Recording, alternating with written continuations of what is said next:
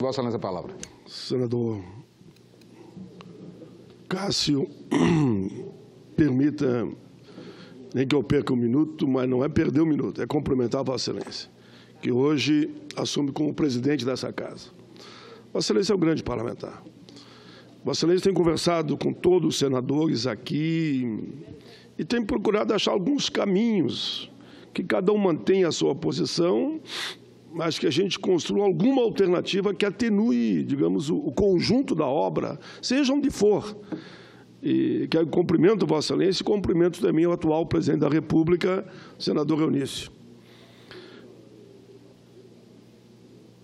Mas, presidente, eu quero começar na linha que terminou o senador Valadares. Que isso, para mim, que é o mais grave de tudo. A desconstituição do Senado. Lá no Sul, a gente usa alguns termos. Colocaram os animais no cabresto. Quando bota o cabresto, leva e não tem mais volta. Ou colocaram o gado no gueto. Aí vai para o matador e não tem mais volta. Eu não acredito, não, que eles vão conseguir fazer isso com o Senado da República. Nesse período que eu estou aqui, que já vai para 32 anos, entrei como deputado e nunca saí. Eu tenho dialogado muito com deputados e senadores. Não pode existir uma força obscura que, como disse o senador Valadares muito bem, está impedindo os senadores, está proibindo os senadores de fazerem um destaque. Não pode. Isso é irracional. Isso é o abuso do abuso do abuso do poder do Executivo, que acha que manda aqui nos senadores. O presidente atual está viajando para o exterior e que ele leve com ele toda a energia negativa que está com ele. E pode ser que a gente, com o novo presidente, que já assume agora, e que provavelmente assumirá um outro daqui a 15, 20 dias, a gente possa caminhar numa linha de bom senso e de equilíbrio. Os senadores não podem renunciar ao seu direito, e não é um projetinho ou outro, não é 1, 2, 3, 4, 5, 6, é 117 artigos. Cada artigo dá para dizer que é uma lei. Como é que você bate o carimbo em cima de 117 leis sem ler? Não sei, não vi, não leio, não li, não conheço, mas voto favorável. É isso que vai acontecer. Aqui não estou dizendo que alguns não leram, mas a maioria não leu, porque é impossível, inclusive, ler, interpretar, analisar, técnica, juridicamente, socialmente e politicamente. É impossível. Senador Cássio, eu vou me socorrer aqui de uma pergunta que eu fiz para convidados numa dessas sessões de debate aqui na casa. Eu perguntava a eles, já que vocês acham que a legislação no Brasil é muito pró-trabalhador, eu perguntava, nesses países que os senhores citaram, como França, Itália, Alemanha, gosto de citar muito, Espanha, Holanda, pode, se quiser, a Grécia, pode citar a Argentina, se quiserem. Qual é o salário mínimo lá? Eles disseram, a gente não sabe. Se sabiam, disseram que não sabe. Mas daí eu digo, então eu vou dizer para os senhores, a Alemanha que vocês citam tanto, 1.685 dólares. Nessa reforma, vocês querem também aceitar só um artigo dizendo que o salário mínimo do Brasil vai passar a ser igual ao da Alemanha? Ninguém respondeu, claro, calaram a boca. Espanha, 1.071 dólares. Vocês aceitam? Ah, não, pai. Austrália, tão falada também, 2.098 dólares. Grécia, tão falada com a crise que passou. Grécia, 972 dólares. Daí alguém resmungou lá atrás de mim, porque não foi nenhum dos convidados, porque não tiver coragem de responder. Ah, o pai vem com esses países aí. Por que ele não fala, por exemplo, da China? E para o azar dele, eu tinha a China aqui no último. A China, que é tão falada, que é a exploração da mão de obra, que é sacanagem, é isso e aquilo. Na China, a aposentadoria, com 60 anos homem e 55 mulher. E basta recolher, sabe quantos anos? 15 anos. Salário mínimo na China, 792 dólares. Salário mínimo no Brasil, 240, 250 dólares. Eu não digo nem que vamos copiar todos esses altos salários. Mas vamos passar o salário mínimo nesse debate para 1.000 dólares? Digam que eu estou louco. Não dá para imaginar. Olha, eu já falei de todos os destaques, eu apresentei em torno de 20 destaques, mas eu vou me socorrer não dos destaques, porque eu já falei, e aqui eu tenho certeza que a maioria dos senadores concordam que o projeto como está não deveria ser aprovado. Podemos ter discordância um ou outro destaque. E o bom senso manda que a gente construa uma alternativa com alguns destaques que sejam unanimidade, eu acho que é possível, e a gente vote pelo menos destaques. Eu sei que no conjunto da obra, como eu digo, na peça principal não há acordo. E até acho que a visão que é favorável à reforma tem mais votos, até acho mesmo. Tem que ser realista. Mas nos destaques é possível ver quais os destaques que é possível acordo. Naquilo que aqui é criticado por todos, por exemplo, licença, essa questão da mulher gestante em área insalubre, como um dos exemplos só.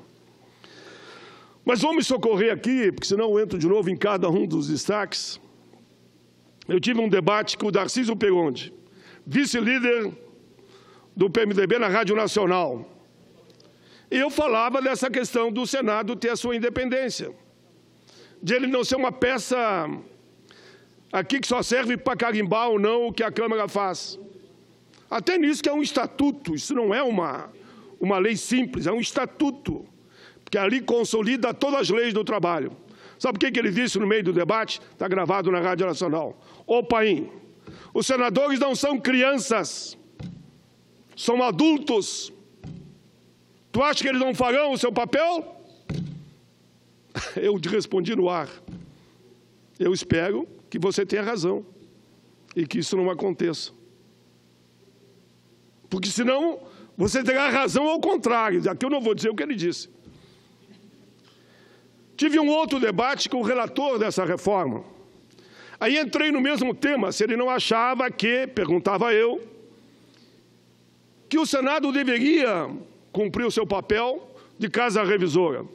Ele respondeu, ô Paim, que o Senado faça a sua parte, a Câmara fez a sua. Tu pode não gostar do que nós construímos, mas nós fizemos. O Senado que faz a sua parte. E depois eu vi uma outra entrevista, onde na matéria diz, essa proposta não é do governo Temer. O governo Temer mandou para lá 7 artigos. Essa proposta é do Congresso. O Congresso que assuma a responsabilidade. O ministro do Trabalho disse num debate que eu estava. Já digo onde foi para não dizer que eu estou inventando história. Num congresso do PTB. Aí eu levantava questões como essa e do trabalho intermitente. Ele foi duro comigo. Os pais não botem no nosso colo essa história de trabalho intermitente, porque isso aí não é coisa nossa. É coisa do teu congresso lá. Nós não botamos isso. Ministro do Trabalho. Ninguém quer ser pai da criança agora. Eu dizia ontem e repito hoje.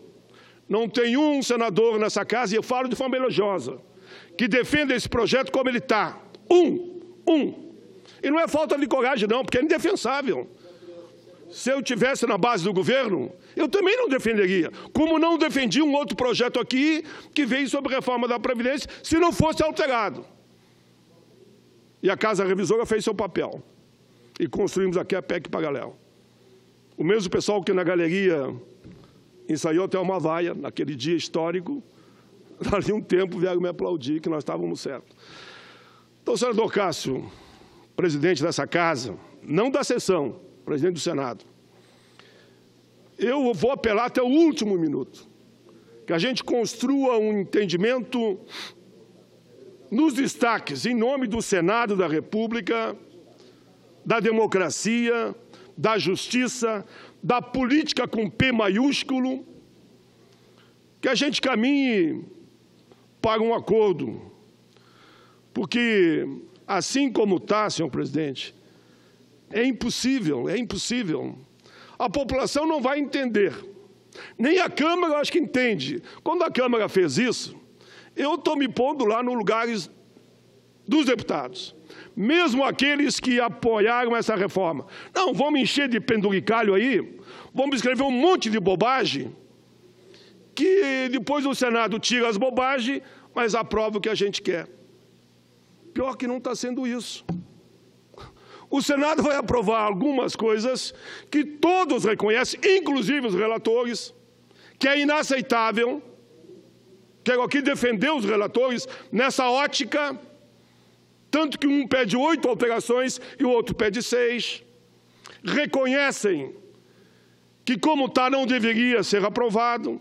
E, de fato, eles pegam os pontos que eu entendo mais grave. Senador Paim, eu vou lhe conceder mais um minuto, já lhe tenho que conceder mais 3, apenas para a conclusão, que o senador Romero também está aguardando. Com certeza, agradeço a tolerância de Vossa Excelência. Se isso tudo é verdadeiro, por que a gente não vota? Me socorro aqui de Ulisses Guimarães, que dizia no plenário da Constituinte, eu tive orgulho de estar lá ao lado de Vossa Excelência, senador Cássio, ele dizia, não houve acordo. Votem artigo por artigo. É isso que nós queremos. Não há acordo sobre o mérito. E o Brasil sabe que não há. A última pesquisa mostra 95% da população contra essa proposta. Senadores, na terça-feira vamos votar. Vamos votar os destaques, votar a peça principal. Se houver acordo nos destaques, podemos votar até... São contra uma série de artigos que está nessa proposta. Quero terminar mais, eu quero só dessa frase, presidente. Por amor de Deus, não venham me dizer que esse projeto vai gerar milhões de empregos. Que depois não gera, calcule a frustração da população. Achar que quem está no mercado informal, tu acha que alguém vai contratar os que estão no mercado informal e vai manter, se não tem produção, se não tem para quem vender, quem está na formalidade? Ou das duas, uma. Demite todos os formais e contrata os informais com um salário mais baixo, ou não contrata ninguém. Porque se você não tem para quem vender, você não tem pedido, você não tem aonde colocar o que você produz, você vai contratar para quê? Para perder dinheiro? Claro que não. Eu termino aí, presidente, Vossa Excelência, muito tolerante. Agradeço. Lhe dou mais um minuto para o senhor poder concluir seu raciocínio. Obrigado, encareço que termine e conclua. Como farei. O meu raciocínio, enfim, senhor presidente, é fazer um apelo aos senadores e senadoras que a gente vote, cada um com a sua consciência, no projeto principal e que nos destaques a gente construa o acordo que for possível. Porque assim é a vida, assim é a democracia, é assim que é a política. Presidente, agradeço a Vossa Excelência pela tolerância e mais uma vez cumprimento na presidência do Senado e o senador Eunício na presidência do país.